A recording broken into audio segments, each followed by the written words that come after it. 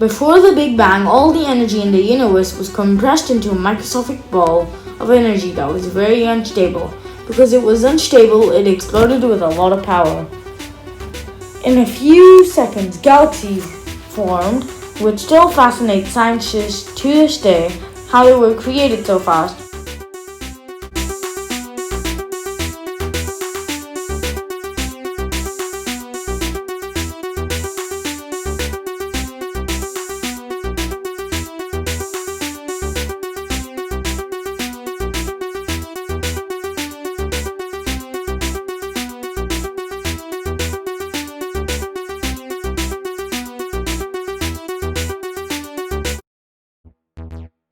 Then as the universe expanded, stars were created.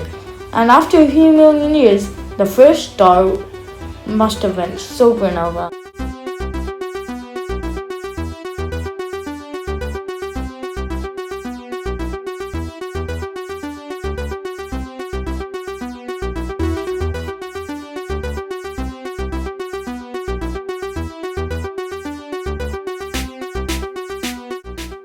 It could have either created a neutron star or a black hole. They're quite massive, especially the black holes. The Milky Way was created a few billion years ago, and something catastrophic is coming towards it. Might be nice, or maybe quite chaotic. 6 billion years, a lot for humans, but not a lot for the universe at all. And the problem is, Andromeda, the Andromeda galaxy, is coming towards the Milky Way and is gonna collide. Talking about the Milky Way, the biggest star we've ever seen in the entire observable universe yet is called KURSGESAGT. Humongous indeed. As you can see, you can barely see the sun in it, but even though it's humongous size, it's not the most massive. In the universe, mass and size are not the same. Mass is like you could have an extremely massive object compressed into a tiny dot, and you could barely notice it, but it would have a lot of mass in it. Or it could be expanded, but the mass is not that much because it's just a bunch of floating particles around, and it's not that much.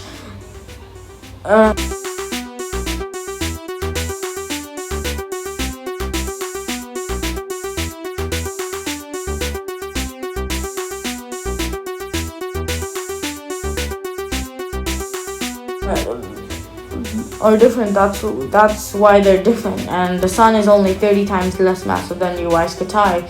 So basically, it's 30 suns. That's how massive KURSGESAGT is. But then comes the most massive star, which is R136A1. And yes, it is not as big as KURSGESAGT, but it is 256 times more massive than our sun. Now that is a lot of mass. Basically, it's compressed into a smaller thing. Now that we're talking about stars, also something to know is our sun is gonna die. It will grow, then become smaller. So we'll talk about the first thing, red giant phase. So our sun will become a red giant. When it does, it will become giant, as it says. It will be around 1 billion years later, when it's 5 billion years old. It will destroy quite a lot of planets. And asteroids. It will engulf Mercury, Venus, and maybe even Earth, which is quite unsettling. So that's red giant stage. Now the other thing is when our sun becomes a white dwarf. Now white dwarfs are as small as the Earth.